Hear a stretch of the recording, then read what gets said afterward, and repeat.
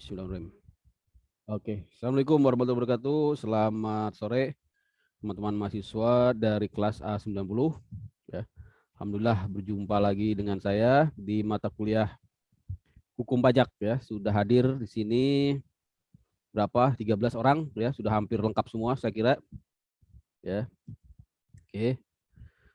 Untuk hukum pajak saya sudah share Google Drive-nya. Jadi teman-teman bisa download di situ, tapi nanti kemungkinan bisa bertambah materinya ya.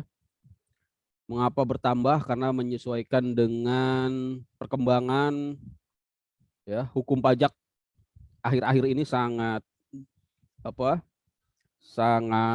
dinamis ya, terutama dengan adanya undang-undang HPP ya. Ini sudah saya share undang-undang HPP ya. Undang-undang HPP sendiri merupakan ya sejenis omnibus ya, omnibus law juga di bidang perpajakan, sehingga di situ ya terkandung materi dari berbagai undang-undang di bidang perpajakan ya, seperti KUP, kemudian juga PPN ya, PPH, termasuk juga cukai ya, ada di situ. Kemudian juga dari klaster kemudahan berusaha di Undang-Undang Ciptaker, di sini sudah saya share ya. Ini teman-teman bisa dapatkan juga materinya dari Direktorat Jenderal Pajak ya. Jadi teman-teman bisa baca ya apa pertimbangannya ya. Nah, cuma itu kemarin pertanyaan dari Pak Torik ya, yang harus sama-sama kita gali bagaimana perkembangannya di Mahkamah Konstitusi ya pasca dinyatakan inkonstitusional bersyarat. Saya belum sampai ke situ. Mungkin teman-teman lah nanti silakan ya digali ya. Cuma yang dapat saya sampaikan untuk klaster kemudahan berusaha bidang perpajakan ini ya masih jalan terus ya, artinya pemerintah dalam hal ini Direktorat Jenderal Pajak masih terus ya menggunakannya sebagai acuan ya, dan juga peraturan-peraturan pemerintah termasuk juga PMK-nya ya terus dijalankan ya. Oh, Pak Saifuddin lagi training. Oke, siap. Aman. Yang lagi ada kesibukan silahkan ya. Tidak wajib juga untuk buka kamera ya, tapi kalau buka kamera ya saya pasti kenal ya. Kalau saya kenal maka sayang gitu ya. Tak kenal maka tak sayang gitu ya. Kalau sudah sering ngelihat, wah ini ya mau ngasih nilai juga udah nggak segan-segan. Gitu kira-kira ya teman-teman ya. Ya, sorry Pak. Siap. Izin off Aman, kamera aman. sebentar Pak. Oke, Mau siap. mau buka pakai laptop. Oke, Makasih aman, Pak. siap. Itu ya teman-teman ya. Jadi saya sampaikan materi tentang undang-undang Cipta Kerja di sini, teman-teman bisa baca lah tentunya ya. Ada beberapa pertimbangan tadi yang sudah saya sampaikan ya, dari segi filosofisnya ya. Karena sebuah undang-undang itu harus memiliki landasan filosofis ya, landasan sosiologis, dan tentunya juga landasan yuridis. Ya. Jadi kalau kita lihat di Undang-Undang Cipta Kerja ini merubah Undang-Undang PPH terutama besaran tarif ya. Kemudian juga mengenai ya jenis penghasilan yang terkena PPH ya, yang dulu di Undang-Undang PPH terkena PPH, objek dari pajak penghasilan ya, tapi di Undang-Undang Cipta Kerja ini ya dihapuskan ya atas dividen dari dalam negeri ya. Ini teman-teman bisa baca aja saya kira ya. Ini memang tidak termasuk ke dalam RPS ya, karena ini tapi nanti bisa juga kita singgung di materi-materi terkait dengan PPH ya. Tentu juga materi terkait dengan PPN dan juga materi terkait dengan KUP ya, karena itu karena Undang-Undang Cipta Kerja dan Undang-Undang HPP ini menganulir beberapa undang-undang sekaligus ya. Jadi memang di setiap nanti bahasan akan muncul yang namanya Undang-Undang Cipta Kerja dan juga Undang-Undang KPP yang terakhir. Apalagi di Undang-Undang Cipta Kerja yang teman-teman sudah saya rasa familiar juga ya, karena gencar sekali dibahas ya. Ya itu tadi ya, penghasilan dari ya luar negeri ya, termasuk juga dividen tidak dikenakan PPH sepanjang diinvestasikan di Indonesia. Jadi memang dilihat dari latar belakangnya ya, termasuk juga dari muatan materi Undang-Undang Cipta Kerja ini ya, memberikan banyak sekali tentunya kemudahan-kemudahan ya, fasilitas-fasilitas ya, diskon-diskon ya atas pajak ya, sehingga wajar memang kalau pelaksanaannya memang didukung. Saya lihat memang didukung ya oleh masyarakat ya. Kemudian ya juga ada ya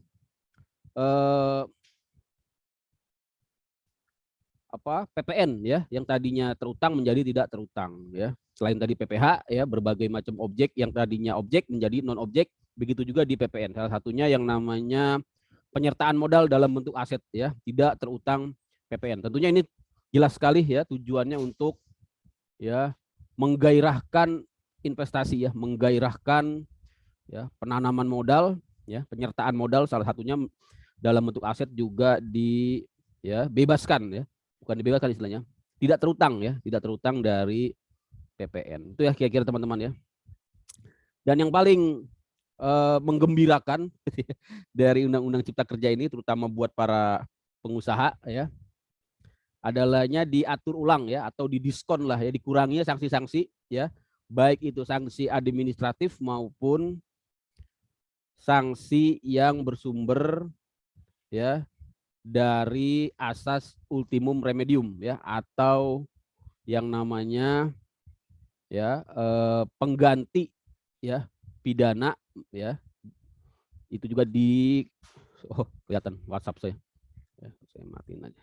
Itu juga dilakukan pengaturan ulang ya di Undang-Undang Cipta Kerja itu ya teman-teman ya. Jadi Undang-Undang Cipta Kerja saya bahas aja dulu ya, biar teman-teman dapat gambaran sebelum nanti kita melangkah jauh ke ya topik-topik yang lain dari ya perpajakan, dari hukum pajak. Itu ya teman-teman ya.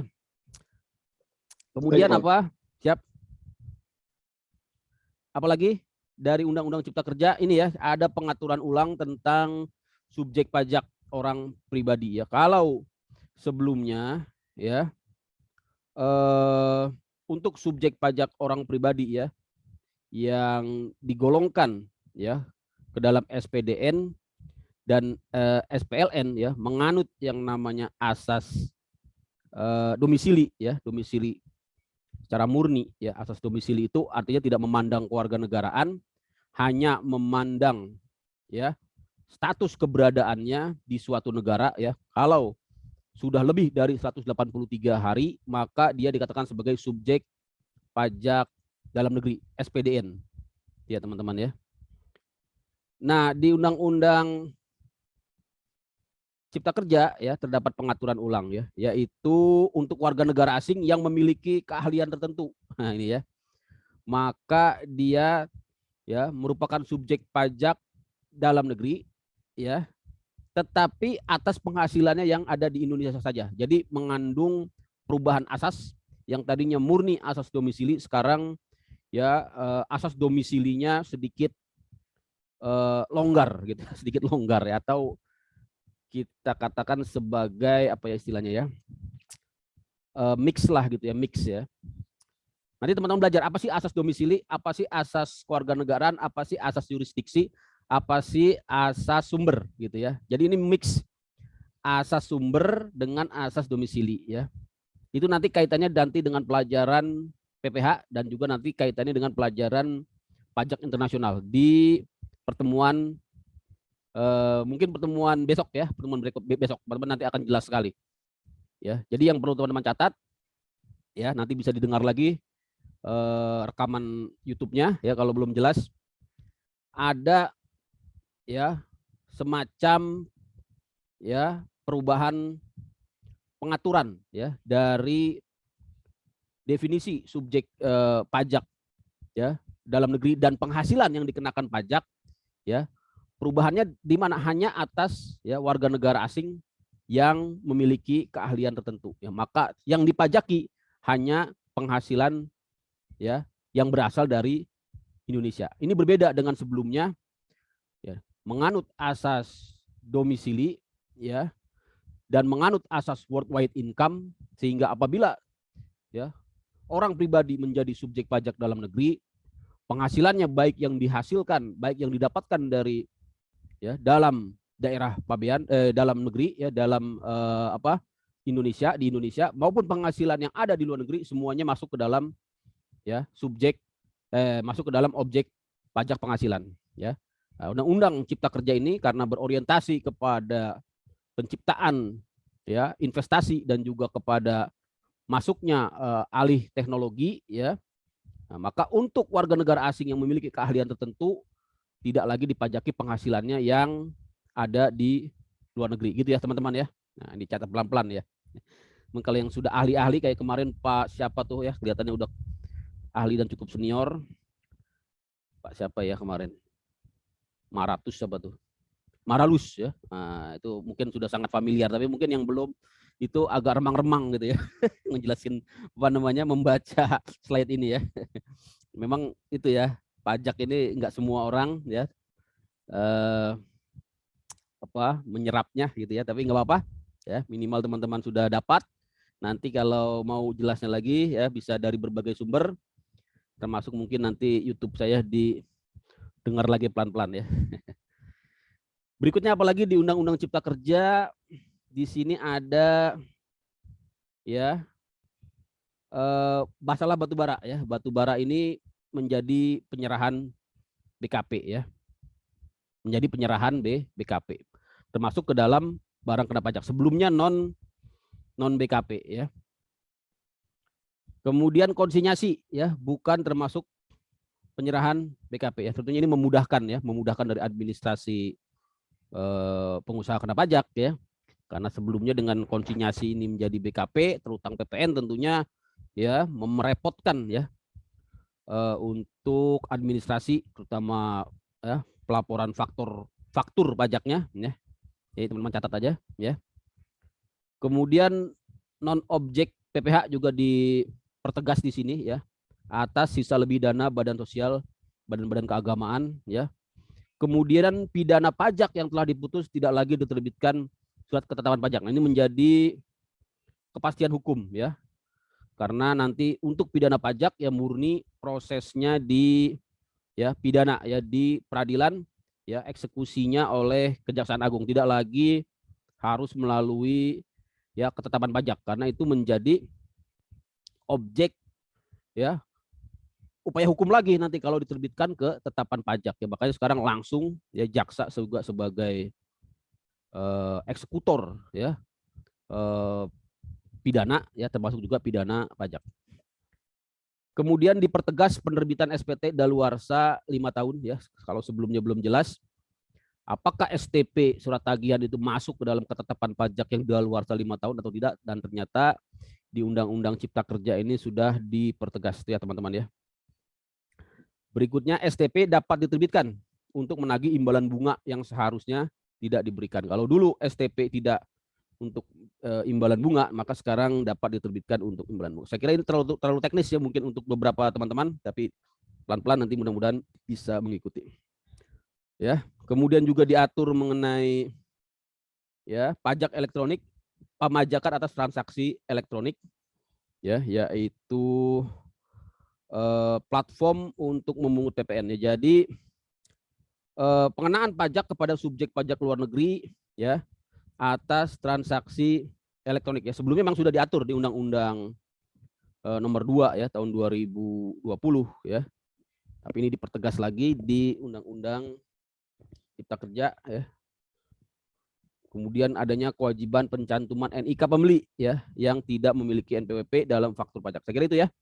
Ini singkat ya tapi padat ya dari materi Undang-Undang Cipta Kerja. Nanti pelan-pelan kita lihat lagi satu persatu ya. Kemudian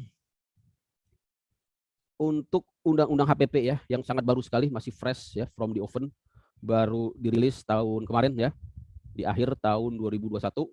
Bahkan beberapa pasal-pasalnya belum implementatif ya menurut undang-undang ya bulan April ini ya, tapi masih ya. Jadi Undang-Undang HPP ini mungkin saya jelaskan sedikit ya. Ini ada 9 bab ya teman-teman. Jadi tidak terlalu banyak ya, pasalnya pun hanya 19 pasal ya. Tentang apa ya? Bab 1 tentang asas tujuan dan uang lingkup, bab 2 tentang KUP. Jadi KUP ya diubah di bab 2 ya. Nanti makanya kalau kita bicara KUP ya senantiasa kita lihat juga ya tadi selain di Undang-Undang Cipta Kerja ya yang terkait dengan denda-denda ya, juga kita harus lihat di Undang-Undang HPP terutama di bab 2-nya. Ya teman-teman. Bab 3 itu merubah ya tentang PPH, bab 4-nya tentang PPN, bab 5-nya tentang ya PPS ya, program pengungkapan sukarela ya yang sekarang ini gencar ya ya sosialisasikan oleh DJP ya, terutama ya untuk yang belum ikut ya amnesti pajak ya di tahun 2016 ya bisa ikut lagi ya, bisa mengikuti di program pengungkapan sukarela di Undang-Undang HPP ya teman-teman. Pajak karbon ya juga ada dibahas di Undang-Undang HPP ini, diatur ya. Cukai juga tadi saya sampaikan ya, diatur di satu pasal ya. Jadi itu kira-kira mungkin saya jelaskan sedikit karena ini cuma berapa slide nih. Ya, hanya sedikit ya. Oh, banyak juga 20 slide, mungkin saya agak cepat aja. Tujuannya apa? Biar teman-teman dapat ya informasi terkini dari hukum pajak ya. Jadi tadi ya ruang lingkupnya ada 5 ya, ada 5 undang-undang di sini. Ya, tuh bentar. Handphone saya bunyi. Ruang lingkupnya ada 5 undang-undang di sini ya. Yang itu Undang-Undang PPH, Undang-Undang PPN, dan Undang-Undang KUP. Ya. Kemudian juga mengenai PPS ya, pajak karbon dan Undang-Undang Cukai. Bentar. Handphone saya mana tadi? Oh ini dia. Iya teman-teman ya. Saya agak cepat aja. Nah mengenai KUP apa yang dirubah di sini ya. Nah yang paling penting ini ya masalah NIK ya. Tapi ini belum implementatif juga ya. Artinya masih menunggu nanti PP ya peraturan pemerintah maupun peraturan Menteri Keuangan ataupun peraturan-peraturan pelaksanaannya bagaimana mengintegrasikan ya basis data kependudukan atau NIK tersebut dalam sistem administrasi perpajakan. Bagaimana nanti ya dengan ketentuan misalkan kalau sekarang kalau yang belum punya NPWP ya kemudian dia terkena pajak gitu ya, misalnya pajak misalnya PPH gitu ya. Kalau dulu kan dikenakan tambahan 20%. Apakah itu masih berlaku dengan adanya sekarang ya ketentuan bahwa NIK itu menjadi NPWP ya? Apakah nanti NPWP yang ada sekarang itu lantas langsung tidak berlaku begitu saja dan langsung digantikan dengan NIK gitu ya? Apakah nanti ketika sudah punya NIK dia tidak perlu lagi daftar NPWP? Nah ini nanti masih belum jelas ya, masih belum ada aturan pelaksanaannya ya. Tapi yang jelas di Undang-Undang HPP sudah mengamanahkan ya, sudah mengatur agar basis data kependudukan itu diintegrasikan dengan basis administrasi perpajakan. Ya teman-teman ya. Kemudian masalah sanksi, kalau di tadi Undang-Undang Cipta Kerja sudah memberikan banyak ya diskon ya, pemotongan ya, denda ya, sanksi ya, maka di Undang-Undang HPP ya juga dilakukan hal yang sama ya. Misalnya atas PPH kurang bayar ya. Di KUP lama ya, atas PPH kurang bayar itu dendanya 50% ya. Maka di Undang-Undang HPP ini ya dikurangi ya dengan sanksi bunga ya per bulan ya yang menggunakan suku bunga acuan ditambah dengan faktor 20% ya. Ini nanti bagaimana cara menghitungnya ya, saya kira tidak perlu saya jelaskan ya, ini lebih teknis urusannya ya. Kemudian yang sebelumnya ya, kalau ada PPH yang kurang dipotong ya itu kena sanksi 100% ya, sama dengan di PPH yang kurang bayar sanksinya juga dikurangi ya. Jadi tidak sampai 100% ya. Suku bunga acuan plus aflip faktor 20% ya. Kemudian PPH dipotong tetapi tidak di-store ya. Kalau dulu 100% dendanya di KUP lama ya, maka di Undang-Undang HPP ya didiskon jadi 75% ya. Begitu juga untuk PPN dan PPNBM yang kurang dibayar. Jadi secara secara umum ya terjadi penurunan sanksi ya, baik di bidang PPN ya maupun di bidang PPH ya teman-teman.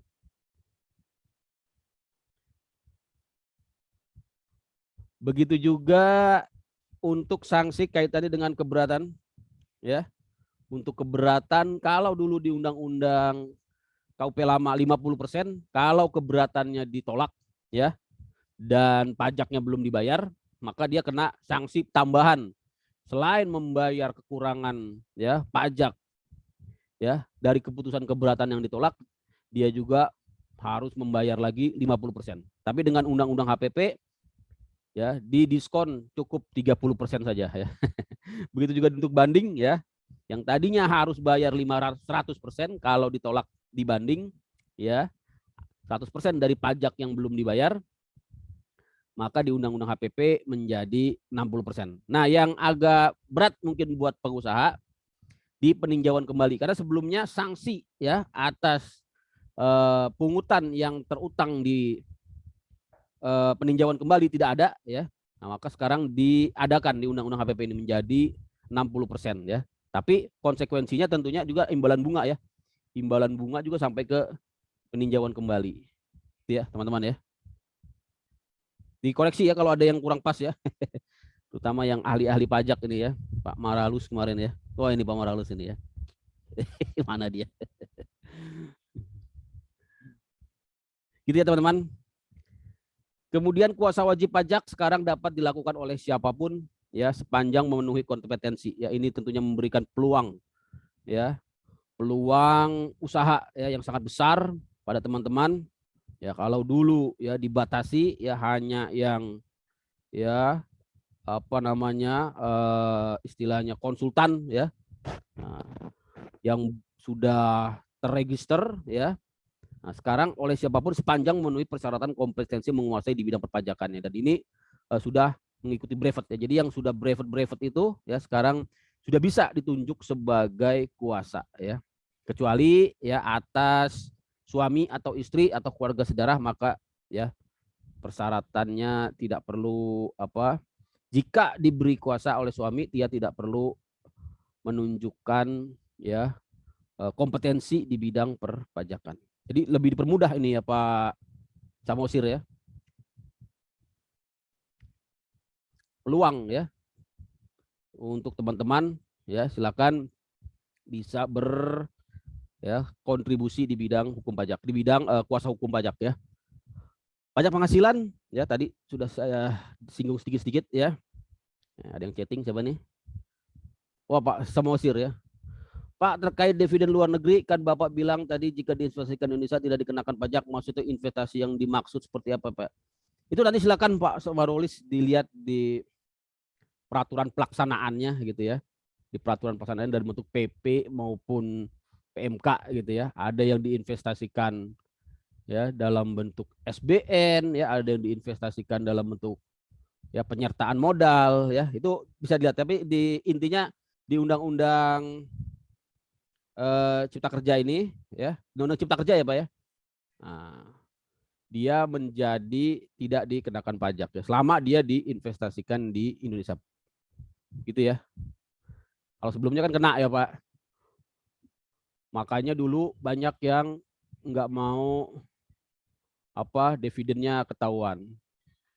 Maka dividennya itu disamarkan ya. Disamarkan, bukan dividen. Padahal dia dapat dividennya. Biasanya diputar dulu tuh ya. Nah, tapi dengan adanya ketentuan Cipta Kerja ini ya, modus-modus pelarian pajak ya dengan cara tadi ya melakukan dividen terselubung guna menghindari pajak atas dividen menjadi ya tidak relevan lagi gitu ya Pak Samosir ya. Bagaimana cara menginvestasikannya? Teman-teman nanti bisa lihat ya. Saya tidak bahas di PP-nya karena saya juga belum terlalu mendetil gitu ya Pak Samosir ya. Intinya sih nanti silakan dicari bagaimana cara menginvestasikan. Kemudian juga ada pelaporannya tentunya Pak Samosir ya.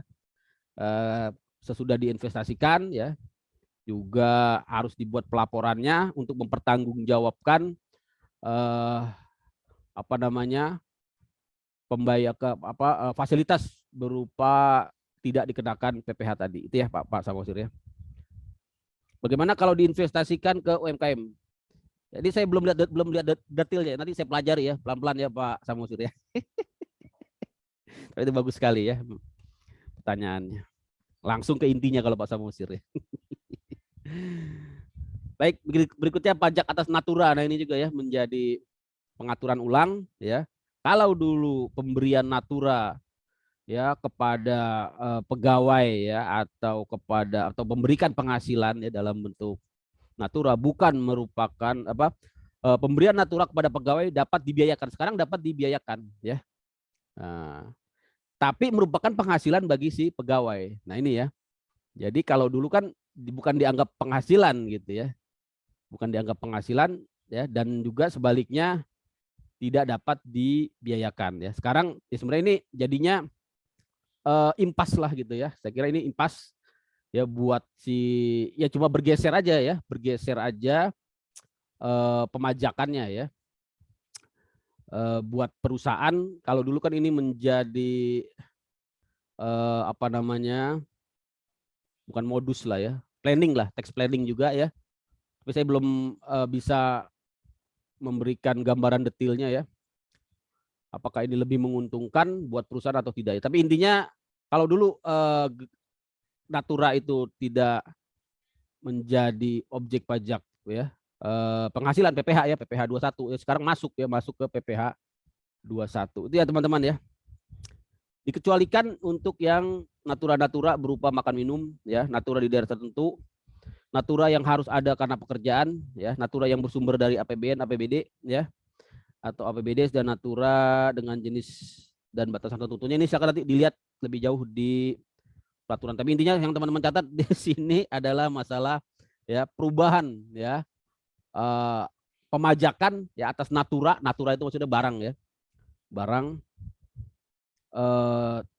termasuk juga fasilitas ya, termasuk juga kenikmatan ya, kenikmatan ya, juga masuk ke dalam natura. Kalau dulu itu tidak dihitung sebagai penghasilan si penerima, sekarang dimasukkan ke dalam penghasilan si penerima. Akibatnya dia menjadi terutang pajak ya, terutang PPh pasal 21. Nah, ini ya yang harus diperhatikan terutama oleh para pemberi kenikmatan, para pemberi natura ya. Tapi bisa dibiayakan. Gitu ya. Saya kira itu ini terlalu jam berapa nih? Masih panjang ya. Tarif PPh juga berubah ya. Sedikit berubah ya, hampir sama tapi sedikit berubah, terutama di layer paling bawah dan di layer paling atas ya. Di layer paling bawah ada pembebasan ya. Yaitu untuk undang-undang di layer paling bawah ada pertambahan bukan pembebasan. Kalau dulu 5%-nya sampai 50 juta saja ya. Sekarang 5%-nya ya ditambah lagi sampai dengan 60 juta ya. Apa itu? Penghasilan ya, penghasilan neto tentunya, penghasilan neto ya sudah dikurangi dengan PTKP ya, dan juga sesudah dikurangi dengan biaya ya, biaya jabatan ya. Itu kalau cara ngitung dari PPh ya. Untuk lapisan berikutnya sama ya, 15%, 25%. Nah, ada tambahan penghasilan, ada lapisan yang paling tinggi yaitu yang 35% yang sebelumnya tidak ada di Undang-Undang HPP, dikenakan atas ya wajib pajak orang pribadi ya yang penghasilan neto ya, netonya di atas, atau penghasilan kena pajaknya di atas 5%, di atas 5 miliar ya, 5M ya teman-teman itu ya. Nah, itu aja ya. Jadi ini lebih memberikan keadilan sebenarnya, yang semakin tinggi penghasilannya ya tingkat pemajakannya pun semakin tinggi ya. Tapi ini yang perlu diingat ya, jadi cara menghitungnya menggunakan istilahnya itu progresif gitu ya, progresif. Jadi dilihat per lapisannya. Jadi untuk penghasilan 60 juta dikenakan 50%, jadi tidak langsung dia penghasilan 5 miliar misalnya langsung dikali 30% tidak ya. Jadi dikurang-kurangkan dulu ya. Nanti kita akan bahas ke sana ya di pelajaran PPh, cara menghitung PPh orang pribadi. Ya teman-teman ya. Untuk PPh badan ya tadinya diberikan diskon sampai 20%, ternyata dikembalikan lagi ke 22% di Undang-Undang HPP ini ya. Nggak jadi 20%-nya ya. Di Undang-Undang nomor 2 tahun 2020 ya. Tapi di Undang-Undang HPP ya dikembalikan lagi ke angka 20% untuk tahun pajak 2022 dan seterusnya. Nggak jadi 20% ya. Jadi 2022 tetap 22% untuk PPh badan. Ya. Nah ini ya, orang pribadi pengusaha dengan peredaran bruto sampai 500 juta tidak dikenai PPh. Nah, ini yang baru ya. Sebelumnya ya, selama dia masih peredaran brutonya di bawah 4,8 M, dia harus bayar ya PPh final ya 0,5% atau yang disebut dengan PPh UMKM ya, PPh UMKM, PP Patuan Pemerintah ya, Patuan Pemerintah nomor 23 ya Pak Samosir ya, nomor 23 tahun 2018. Sekarang yang omset atau brutonya masih 500 juta setahun tidak perlu bayar PPh ya.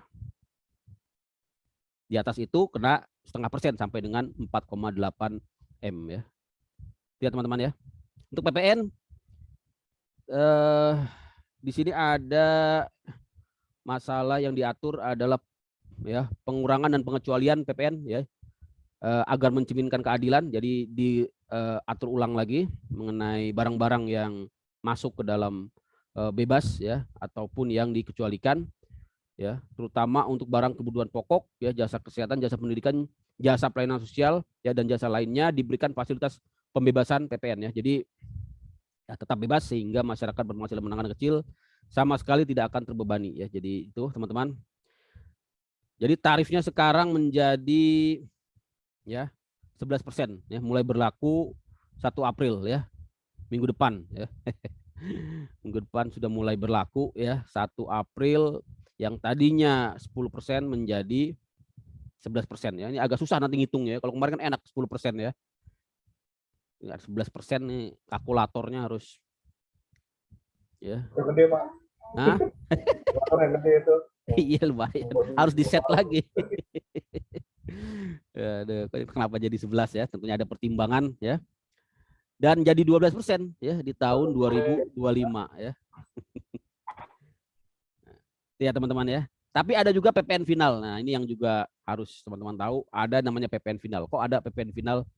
Memang ada juga, memang PPN itu ada yang enggak final. Ada. Jadi PPN itu mengenal yang namanya pengkreditan ya. Yang kemarin sudah saya jelaskan mungkin sedikit ya, yaitu pajak masukan itu menjadi pemotong ya dari atau pengurang ya dari pembayaran PPN ya apabila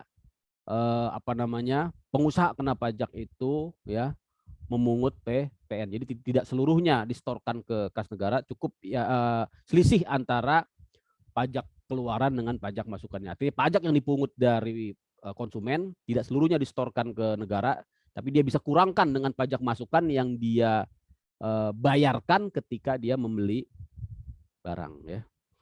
Tapi untuk sektor usaha tertentu diterapkan PPN final 1% saja ya. 2% atau 3% dari peredaran usaha diatur dengan PMK. PMK-nya ya mungkin ya dicek lagi sudah ada atau belum ya. PPS ini PPS yang kemudian ramai diperbincangkan ya, saya juga ya masih terus mengikuti perkembangannya ya teman-teman ya. Intinya apa? PPS ini ya suatu kesempatan ya, kalau kita baca dari undang-undangnya kesempatan ya, fasilitas gitu ya, opsi ya yang diberikan kepada wajib pajak untuk melaporkan atau mengungkapkan kewajiban perpajakan yang belum dipenuhi secara sukarela gitu ya. Di sini ya. Melalui apa? Pembayaran pajak penghasilan berdasarkan pengungkapan harta yang tidak atau belum ya dilaporkan ya oleh peserta ya tax amnesty ya, tax amnesty.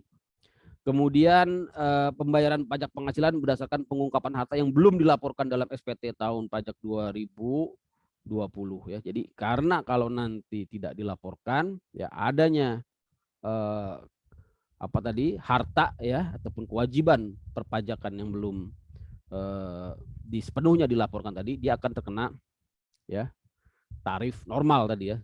Misalnya kalau dia orang pribadi ya tentunya dilihat dari lapisan penghasilannya ya. Tadi ada yang sampai 35% kalau di atas 5 miliar gitu ya.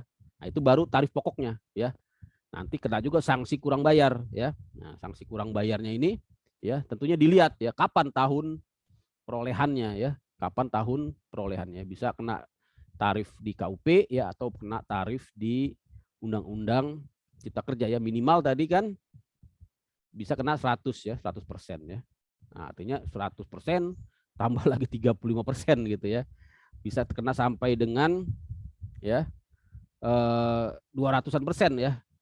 Nah, tapi kalau dia ikut PPS ya, nah, maksimal ya, maksimal itu kan ya 12% ya, maksimal 12. Nah, ini ya ada ininya ya, jenis-jenis tarifnya ya.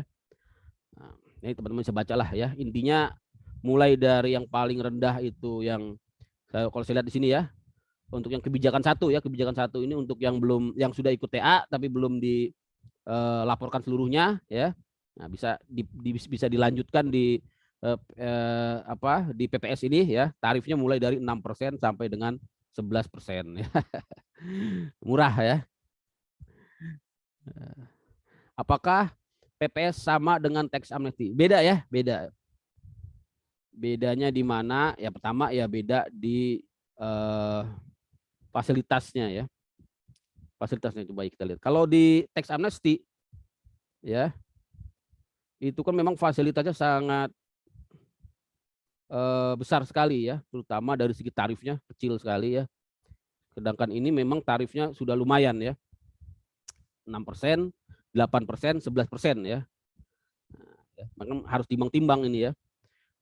Apalagi yang kebijakan kedua ya, tarifnya juga sudah sampai ke angka 18% ya. Apakah sama dengan tahun ini? Emang ada dua pendapat ya. Ada yang dibilang sama ya. Sama tentunya tidak sama persis dengan teks amnesti jilid pertama gitu ya. Tapi yang jelas kalau dari segi apa namanya filosofinya hampir sama gitu ya. Jadi memang tujuannya adalah untuk kepastian ya, untuk kepastian pemajakan ya, artinya dengan dia melaporkan ya teks amnestinya apa namanya hartanya ini ya, dia mendapatkan tarif yang lebih rendah gitu ya daripada tarif yang normal ya. Tentunya dari segi filosofi hampir sama gitu ya. Tapi memang yang membedakan ya tentunya kita lihat dari segi tarifnya juga berbeda ya, dari segi apa namanya kebijakannya juga berbeda itu ya Pak Samosir ya. Program pengungkapan sukarela gitu ya.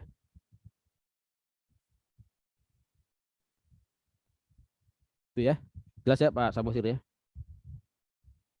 Ya tentunya buat yang benar-benar punya penghasilan dan belum dilaporkan ya harus ikut ya. Kalau saya sih nggak ikut karena memang penghasilannya juga ya nggak ada. Patorik itu Pak.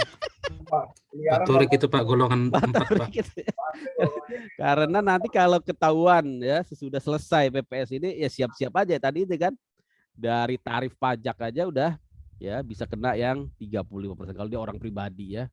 Belum dendanya itu ya. Dendanya itu kan. Pisang goreng Pak.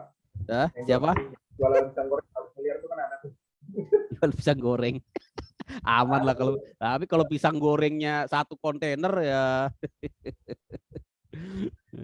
Itu ya teman-teman ya. Ini belum ada ini Pak. Siap. Penghapusan apa namanya pajak yang di bidang propertinya Pak. Kan masalah properti ya. Gimana Pak? Iya, kan di bawah 2 miliar bebas pajak. Pajak properti. Di bawah 2 miliar kenapa Pak? Bebas pajak Pak. Bebas pajak ya? Ya, transaksi di bawah 2 miliar. Saya belum tahu ya apakah sudah dicabut atau belum tuh. Masih simpang siur. Itu di mana Pak?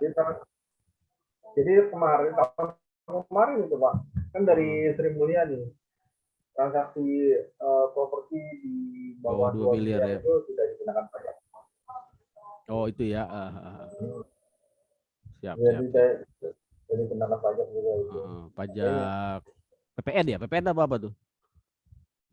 N dan BPHTB. PPN ya.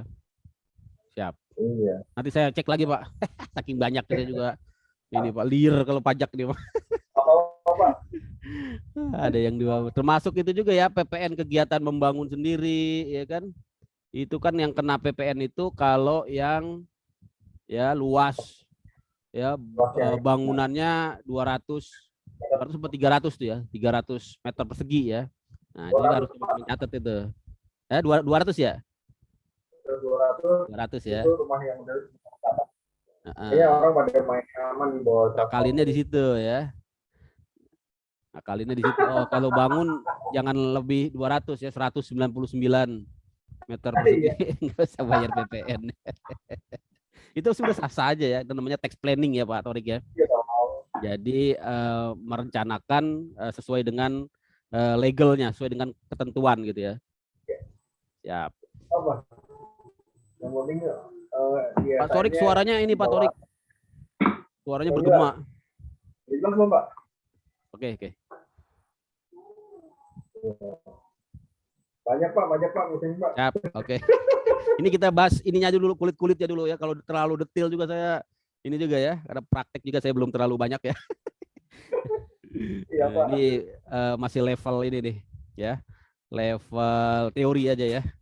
Pajak karbon ya, pajak karbon juga masih dalam taraf undang-undang saya lihat ya. Implementasinya 1 April sebentar lagi ya.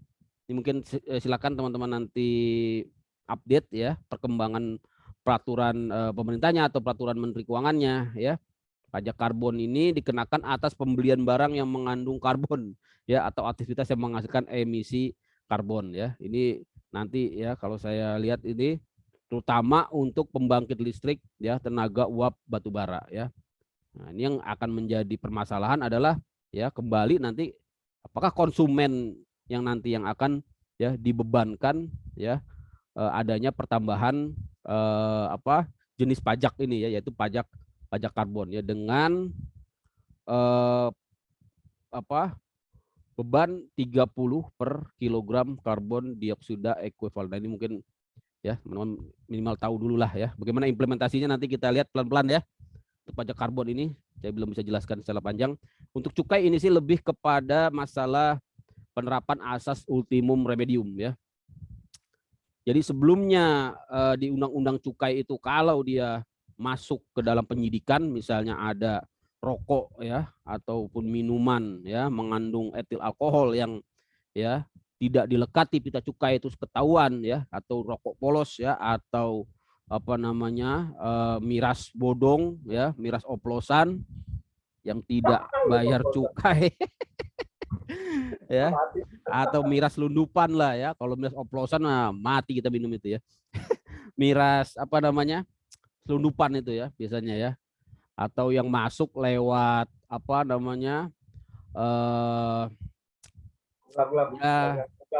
lewat apa gitu ya, lewat oknum-oknum lah gitu ya. Kemudian juga biasanya untuk cukai ini memang lebih banyak saya lihat ke rokok ya, terutama di daerah-daerah ya. Bahkan memang para pelakunya ini banyak dari ya industri rumah tangga ya. Karena berat untuk mengakses layanan cukai ya, atau juga memang permintaan yang tinggi ya, sehingga banyak beredar yang namanya rokok polos ya. Ini banyak ditangkap ya. Nah, tapi ternyata ya Undang-Undang HPP ini yang memberikan opsi gitu ya, memberikan kemudahan ya kepada tersangka ini ya, belum terpidana ya, karena masih penyidikan ya. Kalau sebelumnya harus bayar 4 kali ya, sekarang cukup bayar 3 kali ya. Kalau belum masuk penyidikan ya. Jadi kalau masih di tahap penelitian, artinya belum ditetapkan sebagai TSK tersangka, cukup bayar 3 kali saja dia bisa lepas ya. Kalau sebelumnya harus tidak diatur ya. Jadi dia harus ditetapkan tersangka dulu baru dia boleh bayar 4 kali dari nilai cukai yang seharusnya dibayar. Kalau sekarang sebelum ditetapkan tersangka ya sudah bisa ya bayar 3 kali dari nilai cukai yang seharusnya dibayar, gitu ya. Ini untuk cukai. Saya kira itu ya. Jadi untuk undang-undang HPP dan undang-undang Cipta Kerja sudah saya bahas. Ya ini yang paling inti, yang paling update tentunya ya. Untuk selebihnya teman-teman nanti silakan buka satu-satu. Ini ada 14 ya materi ya. Kita sudah pertemuan kedua, jadi kita harusnya sudah masuk ke ini ya, materi nomor 3 dan nomor 4. Materi nomor 2 yang kemarin sih masih asas-asas ya, ini masih asas-asas. Saya kira teman-teman bisa baca lah ya. Asas-asas ini saya kasih singkat aja ya. Share materi HPP, siap, materi HPP sudah ada di Google Drive. Ini saya kasih ininya aja ya, linknya ya. Paling Google Drive Saya taruh di sini, saya taruh sini. Bisa enggak? Nah, ya. Itu sudah ada, teman-teman bisa download itu ya. Atau di lamannya DJP juga sudah ada ya, Direktorat Jenderal Pajak ya. Enak sekarang pajak itu udah gampang belajar pajak ya. Tinggal mau apa enggak aja ya. Tapi ya mau nggak mau ya, apalagi yang udah ya berbisnis berurusan dengan pajak ya harus belajar ya. Oh, mau Pak. Harus mau ya. Untuk teori dan asas ini memang sepertinya tidak terlalu penting ya. Sebenarnya penting gitu ya, terutama nanti ketika teman-teman beracara gitu ya, melakukan pembelaan, melakukan upaya hukum, ya gunakan asas-asas ini kan, teori-teori ini suatu yang bersifat ideal ya. Nah, ini kita nanti gunakan ya. Biasanya ketika memperkuat suatu argumentasi hukum tentang pemajakan yang kita anggap tidak tepat gitu ya. Misalnya dikenakan surat tagihan pajak ya, dikenakan surat ketetapan pajak ya. Ini biasanya digunakan ya berbagai macam ya teori-teori ya oleh para lawyer ya yang melakukan pembelaan ya. Jadi teman-teman bisa baca ini ya, asas-asas pemungutan pajak ya. Terutama yang dikemukakan oleh ini ya, Adam Smith ya. Equality. Bagaimana equality ini? Persamaan ya. Jadi biasanya digunakan ya ketika ya orang dikenakan pajak kok teman sebelahnya nggak kena pajak ya. Tapi hati-hati ini ya. Ini bisa memakan korban sesama teman nanti ya. Pak, saya kenapa dikenakan pajak ya? Saya ya, kok teman saya sebelah ya dengan usaha yang sama, omset yang sama ya, jenis pekerjaan yang sama ya.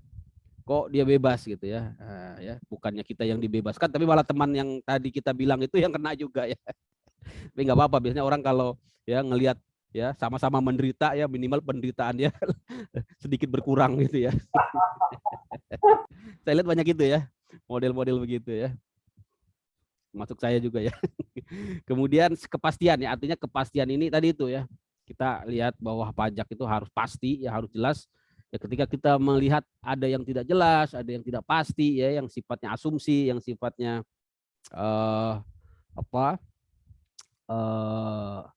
baru prediksi gitu, kemudian itu dijadikan sebagai dasar. Nah, itu kita bisa gunakan asas certainty ini untuk memperkuat argumentasi hukum ya. Convenience of payment ya. Ini juga bagian dari asas dalam pemungutan pajak ya. Bisa-bisa saja ini kita ungkapkan ya. Yang paling penting sebenarnya asas-asas ini digunakan untuk ya melakukan ya melakukan yang namanya legal ya drafting ya, melakukan penyusunan hukum ya. Jadi agar undang-undang ya, peraturan ya pemerintah, peraturan menteri ya ataupun peraturan dirjen yang dibuat ini memenuhi keempat asas ini ya.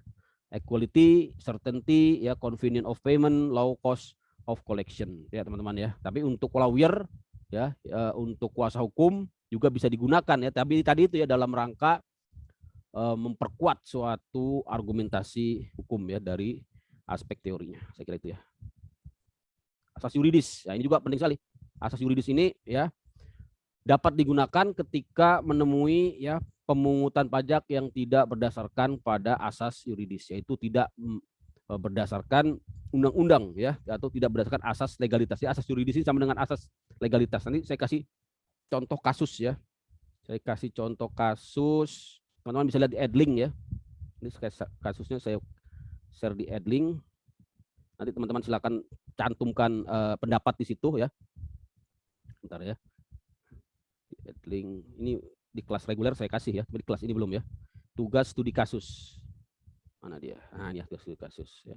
Ini nanti tugasnya saya share ke teman-teman kelas A91 ya. Ini saya copy aja deh.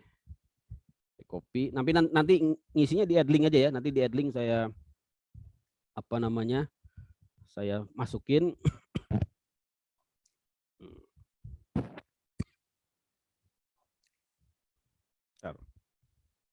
Oh, nggak bisa di copy nih.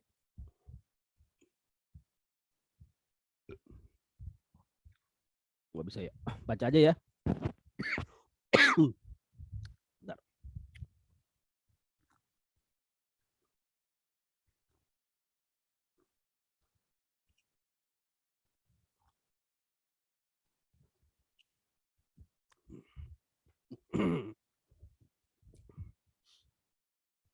Kelihatan ya teman-teman ya.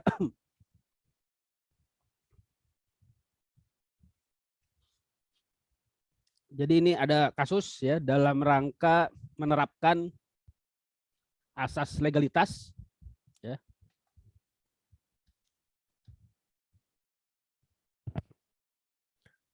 Bagaimana asas legalitas kita terapkan dalam sebuah kasus ya. Nah, ini di tahun 2000 ada keputusan Gubernur Kalimantan ya tentang sumbangan pihak ketiga atas pengiriman batu bara ya di Provinsi Kalimantan Selatan. Nah, kalau kita kaitkan dengan hukum pajak ya, terutama dengan asas legalitas ya, yang menjadi pertanyaan di sini dalam kasus ini ya ada seorang pengusaha yang belum membayar sumbangan pihak ketiga ya. Kemudian pengusaha tersebut ya dijerat dengan dakwaan tindak pidana ya. Ini tindak pidananya sih tindak pidana korupsi ya. Saya tidak detail kasusnya, tapi yang menjadi pertanyaan di sini ya ini contoh kasus aja sebenarnya. Apakah keputusan gubernur dapat dijadikan dasar hukum yang mengikat ya? Nah, ini pertanyaannya. Untuk suatu sumbangan pihak ketiga ya atau suatu pungutan ya. Yang kedua, apakah sumbangan ya pihak ketiga tersebut merupakan bentuk pajak ya? Pajaknya apa ya? Apakah dia retribusi, apakah dia kontribusi atau apa ya? Yang ketiga, kalau dilakukan pelanggaran ya artinya tidak membayar ya sumbangan ini yang tadi berdasarkan keputusan gubernur, apakah merupakan suatu pelanggaran pidana ya? Nah, sesuai dengan teori hukum tadi, maksudnya teori asas legalitas tadi ya atau asas yuridis tadi ya, apakah dibenarkan suatu SK gubernur bertentangan dengan undang-undang gitu ya. Yang kelima, apa upaya apa yang dapat dilakukan untuk dapat membatalkan SK gubernur yang bertentangan dengan undang-undang. Nah, ini kasusnya nanti teman-teman jawab aja di add link ya. Jadi ini nanti saya share sudah perkuliahan ya. Ini kemarin saya share di kelas reguler ya. Itu ya teman-teman ya. Oke. Nah, itu asas yuridis. Ya, nanti kaitkan dengan undang-undang ya, kaitkan juga dengan undang-undang dasar. Ini banyak sekali asas ya, saya kira teman-teman bisa dalami ya. Dalam rangka tadi ya pembentukan peraturan perundang-undangan di bidang perpajakan untuk teman-teman yang bergerak di bidang di bidang perumusan kebijakan gitu ya, misalnya teman-teman dari Direktorat Jenderal Pajak atau teman-teman dari Biro Hukum ya atau teman-teman di DPR ya yang merumuskan kebijakan ya atau para pejabat ya atau untuk lawyer tentunya ya digunakan kuasa hukum ya untuk memperkuat argumentasi hukumnya. Ini banyak sekali teman-teman bisa serap ya. Ya teori-teori juga ya. Teori asuransi, teori kepentingan, daya pikul, daya beli ya, teori bakti. Ya, ini silakan ya dibaca aja. Saya akan percepat aja karena pertemuan kita terbatas. Saya langsung aja ke ini asas ya. Nanti asas kita akan bahas asas domisili, asas sumber, asas kebangsaan ini di pajak internasional. Karena ini nanti kaitannya dengan pajak internasional ya. Bagaimana ya satu subjek pajak bisa terpajaki ya, bisa menjadi rebutan ya dua negara ya karena masing-masing negara menggunakan asas yang berbeda terhadap satu subjek pajak. Indonesia mengenakan asas domisili misalnya terhadap ya, misalnya Mr. X gitu ya, yang merupakan warga negara Amerika ya, sementara di Amerika dia terkena asas ya kebangsaan ya, karena masih warga negara Amerika. Mungkin juga dia terkena lagi oleh negara ketiga, misalnya negara Singapura ya, kebetulan dia memperoleh penghasilan dari Singapura ya dengan menggunakan asas sumber ya. Jadi satu orang satu subjek ya, satu subjek pajak terkena 3 yurisdiksi pemajakan. Itu yang disebut dengan double income taxation ya, double taxation ya. Nah, itu nanti ada di pelajaran hukum pajak internasional. Besok kita akan bahas ya secara singkat tentunya, karena belajar pajak internasional itu harus ambil brevet sendiri ya, Pak Samu sudah brevet C ya. Saya kebetulan sudah ikut itu ya, tapi ya lupa lagi ya karena nggak Praktekin Pak ya. praktekin. Ya kemarin sih alhamdulillah dapat A semua ya, cuman kan lupa lagi kita ya. Pak, itu nggak bisa di-download, Pak? Nah, download bisa. Oh, nggak bisa di-download. Nggak bisa. Masa? Bentar ya, saya lagi ya.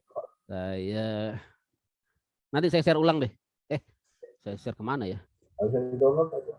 Nggak bisa ya? Bukan itu. Bentar. Nanti saya share ke Pak Torik ya. Saya ada kan nomornya Pak Torik nih. Nanti saya share ke Pak Torik ya. Siap. Oke ya. Jadi itu untuk apa tadi asas-asas ya. Kita langsung aja ke slide.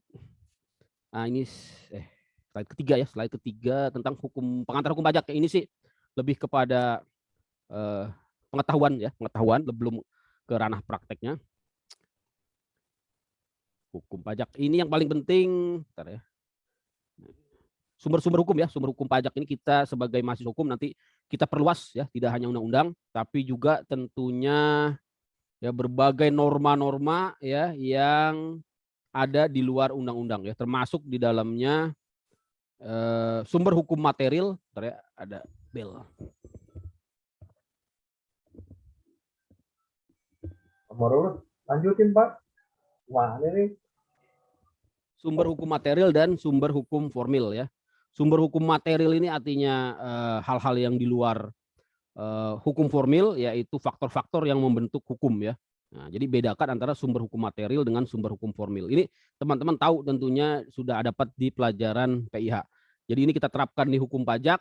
Di hukum pajak yang disebut dengan sumber hukum sumber hukum formal ya, tidak terbatas di undang-undang saja, tapi juga masuk di dalamnya ya asas-asas ya, bahkan juga kebiasaan, bahkan juga tax treaty ya, jurisprudensi juga masuk, doktrin. Makanya nanti bicara tentang penerapan hukum ya, itu akan luas sekali ya. Misalnya bagaimana sih menghukumnya, saya bikin sebuah tulisan ya, jurnal ya. Teman-teman bisa lihat jurnal saya di Google Scholar ya, cari aja di Google Scholar ya.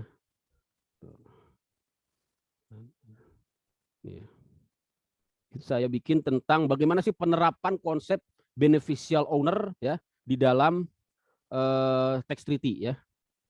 Nah, ini saya biasa di LinkedIn ya. LinkedIn ini bagus sekali ya. Jadi beda dengan medsos lainnya. Di sini kita bisa share profil kita ya, tujuannya untuk branding tentunya. Bapak punya, Pak? Saya invite ya, Pak ya. Boleh. Nah, di sini ada saya cantumkan apa ini saya publikasi. Bentar ya, mana education, lisensi, sekiranya publikasi ya. Publication ini ya. Bentar ya. Teman-teman bisa lihat ya. Nah, ini ya. Implementasi konsep beneficial owner atas pemanfaatan tax treaty Indonesia Belanda. Studi sengketa pajak terkait pembayaran bunga. Jadi kalau kita bicara hukum, kita tidak bicara hanya norma pasal-pasalnya saja ya. Tidak hanya pasal yang ada di undang-undang ya, tapi juga kita harus lihat bagaimana penerapannya oleh hakim di sini ya. Nah, itu contohnya ya. Jadi saya kasih contoh. Ini juga termasuk nanti kalau teman-teman bikin jurnal ya. Saya kira dalam waktu dekat teman-teman sudah harus bikin jurnal ya. Ini udah semester 4 ya. Nanti kan ada 2 opsi ya, mau skripsi atau mau jurnal ya. Nah, kalau jurnal hati-hati ya, karena screeningnya lebih ketat tentunya ya. Ada uji plagiarisasi terutama ya.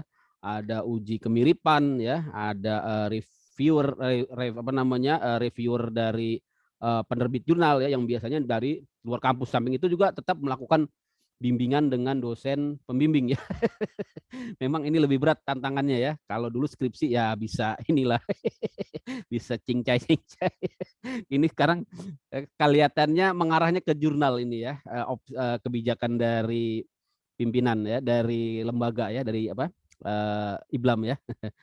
Jadi teman-teman tadi mulai-mulai ya lihat-lihat jurnal ya, bikin jurnal hukum ya. Ini contoh yang saya buat ya. Jadi saya menulis tentang konsep beneficial owner atas pemanfaatan tax treaty ya. Jadi tax treaty Indonesia Belanda ini sering dimanfaatkan sebagai pelarian pajak ya, terutama oleh perusahaan-perusahaan multi ya nasional ya, corporation, dengan cara menyamarkan ya penghasilan yang diterima ya dalam bentuk pembayaran bunga ya. Nah, untuk menanggulangi itu ya digunakan yang namanya konsep beneficial owner. Jadi yang yang menjadi persyaratan utama untuk bisa memanfaatkan tax treaty ya, tax treaty itu adalah perjanjian ya penghindaran pajak sebenarnya ya, tapi kemudian banyak digunakan menjadi tadi itu ya, menjadi pelarian pajak ya.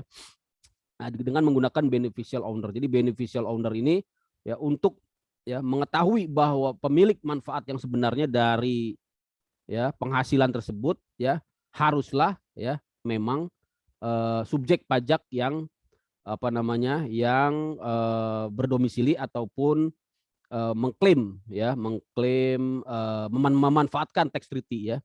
Kira-kira itu ya. Nah, di sini saya menggunakan bahan hukum ya. Jadi teman-teman nanti bahan hukum ya. Jadi ini nanti kaitkan dengan bahan hukum di pelajaran di sumber hukum PIH ya, ataupun jadi ini kaitannya dengan bahan hukum ya. Jadi bahan hukum itu tidak hanya tadi undang-undang saja ya, tapi juga yang paling penting bagaimana penerapannya oleh hakim ya. Penerapannya oleh hakim di pengadilan ya, terutama karena ini kasus pajak, tentunya di pengadilan pajak.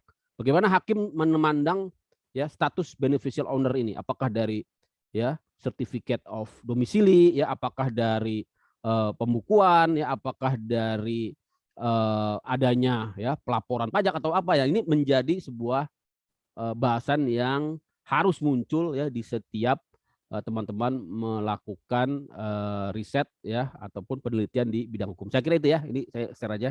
Jadi saya mengaitkan tadi pengertian sumber hukum ini ya secara luas, artinya juga nanti teman-teman kalau bicara tentang hukum tidak hanya terbatas pada pasal-pasal di suatu undang-undang, tapi juga ya harus melihat sampai ke jurisprudensi penerapan ya hukum oleh hakim di pengadilan. Itu yang menentukan bagaimana sebenarnya ya realitas ya, bagaimana sebenarnya operasional dari suatu pasal ya di dalam suatu undang-undang. Itu ya teman-teman ya.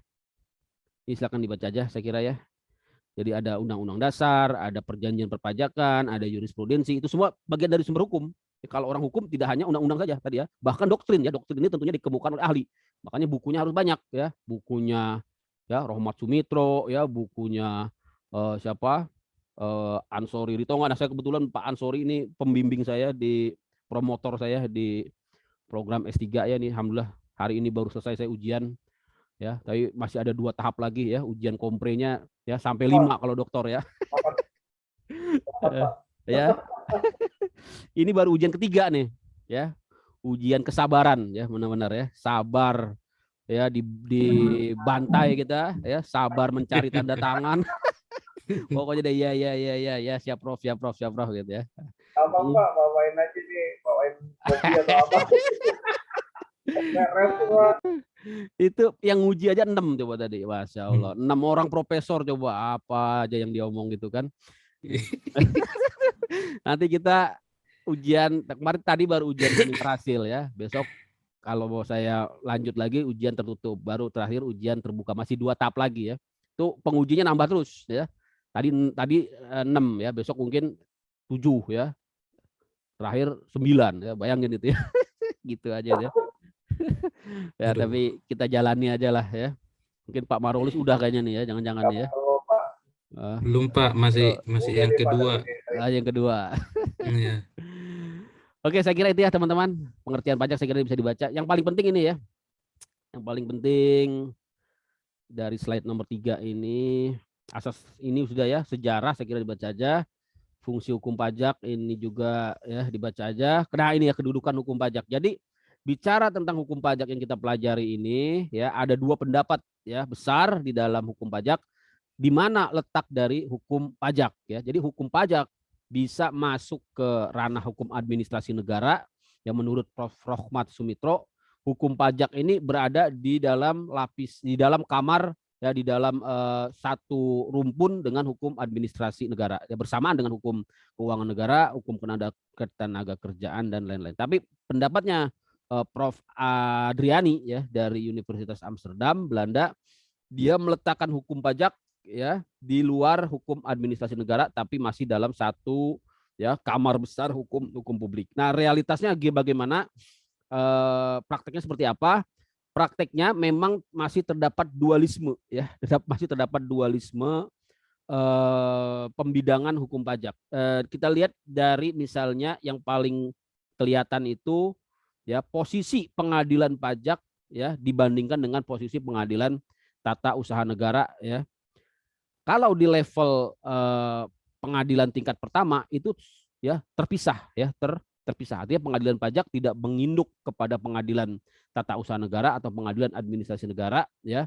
Pengadilan pajak berdiri sendiri. Tapi ketika dia ada di Mahkamah Agung ya, maka kita lihat ya kasus sengketa pajak ya dia berinduk ya masuk ke dalam kamar tata usaha negara TUN. Jadi memang secara praktek di pembagian kasus ya di pengadilan memang antara hukum pajak dengan hukum administrasi negara atau hukum tata usaha negara ini ya masih terjadi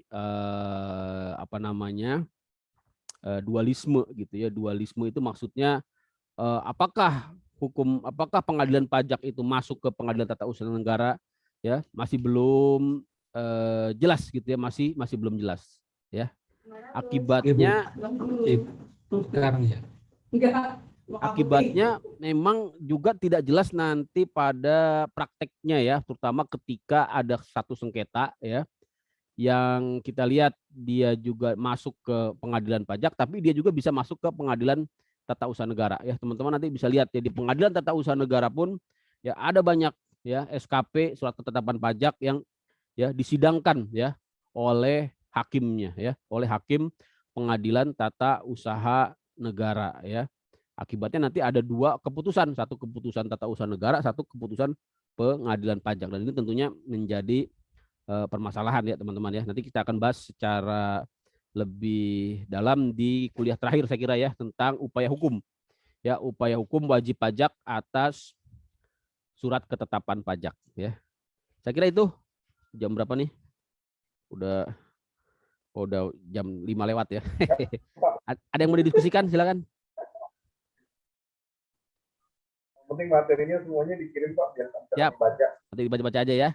Dan jangan lupa nanti saya kirim tugas ya sebagai Menilai. Sarana untuk menilai ya keaktifan ya selain dari Zoom ya mungkin ya Bapak Ibu saya stop aja screen-nya, nanti materi saya bagikan, saya WhatsApp ke Pak Torik ya, Pak Torik. Baik Pak. Mungkin hadir udah 18 ini ya. Udah lebih banyak dari peserta link. Quiz. Favorit Pak ini Pak. Dosen favorit itu Bapak. Wah, alhamdulillah itu ya. Mau doakan aja ya. Awet. Ini emang kemarin dapat banyak ini.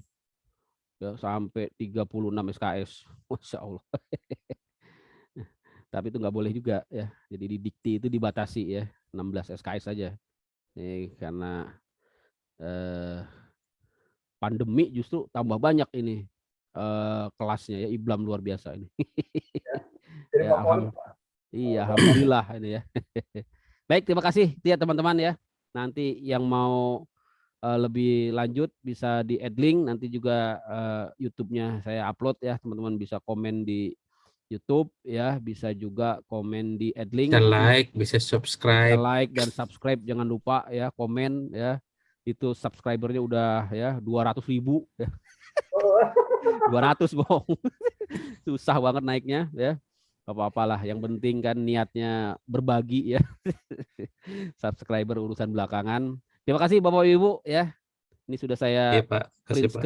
sudah screenshot ya untuk kenalan aja ya, untuk absen juga. Terima kasih. Assalamualaikum warahmatullahi wabarakatuh. Selamat siang, selamat sore ya. Sampai Selamat jumpa sore. lagi Assalamualaikum minggu depan. warahmatullahi Nanti wabarakatuh. ditunggu serannya ya apa namanya materi ya, nama Edling nanti ya. Edling juga saya masukin tugas yang tadi ya. Iya Pak. Asas Ya. legalitas ya. Terima kasih. Terima kasih Pak Ya. materinya. Oke, sama-sama.